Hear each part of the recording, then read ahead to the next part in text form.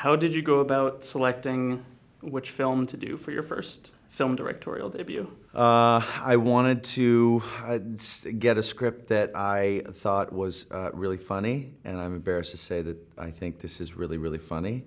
It's very dark and is tough for some people to enjoy. It's not for everyone, but it is on my sense of humor, and it's also not too big.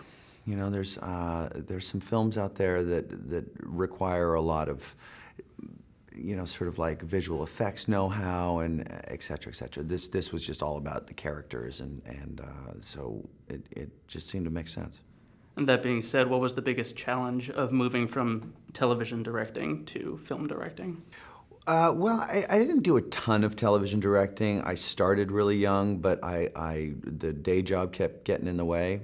I wanted to kind of transfer into that, but then shows would come along, namely Arrested Development. I was about to really make a pretty distinctive transition into directing television exclusively, and then got that show. So film, excuse me, I just threw up. God, that tastes good. Directing television is a little bit different, obviously, because you don't have a lot of time. So you've got to really kind of fire through the day. With film, you don't have to shoot as many pages per day. Is the big difference, and you get to be a little bit more involved in prep and in post, and I just loved it. And you were involved a little bit with the script writing as well. Was all the harsh language in there to begin with, or did you insert a lot, or was there a lot of improvising on the set? I wrote all the jokes that you enjoyed. Okay. And all the stuff that did not work. All the really dirty stuff. Andrew Dodge wrote the stuff that you know, we're going to be answering letters on. Did you ever feel like you needed to apologize to these kids after delivering it face to face? No. Andrew Dodge was on the set, and I would just whistle him over. Okay, stand in. But he had a problem. Yeah, high quality stuff was me. Crap was him. Ah, okay. I don't know. He and I worked together long and hard.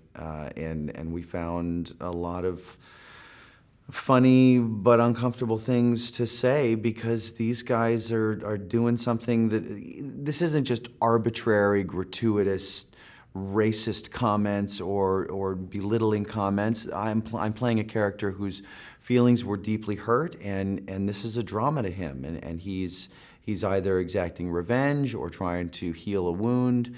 It's a cathartic sort of process for him. He's not just pulling a prank. This is serious business to him, and hopefully that seriousness is kind of funny to the audience, and hopefully you somewhat empathize with what you find out he's dealing with.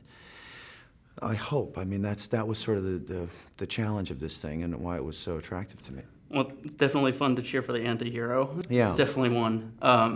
I was going to say, a lot of the roles that you've played up until now have been uptight but kind-hearted men, and in this case, and they're usually capable of being a dick. Yeah. But in this case... Please watch your language. Sorry. Capable of being a jerk. Uh-huh. Thank you. But in this case, Guy Trilby, at this point in his life, is already a jerk.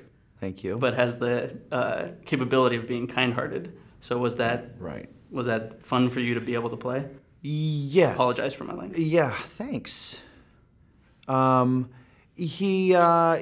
he's a lot of the characters that I play are victims. They're the protagonist as opposed to the antagonist. And while this guy starts as the antagonist, excuse me, vomit won't go down.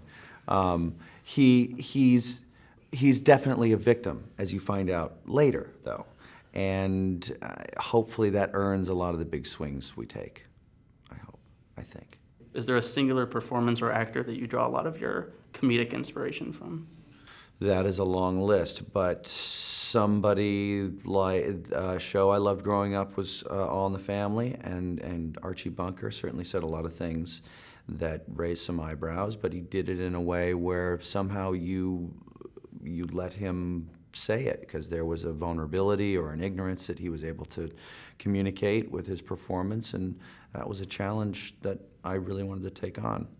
We'll see if depending on the hate letters I get, we'll see if I pulled it off.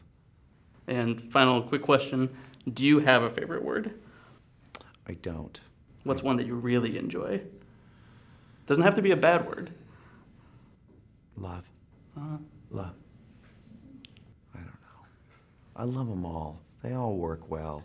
As an actor, you need them all, right? That's the only tool we've got. That and the punum. Great. Well, that's all that I have today. Thanks, buddy. Thank you very much. Okay, man.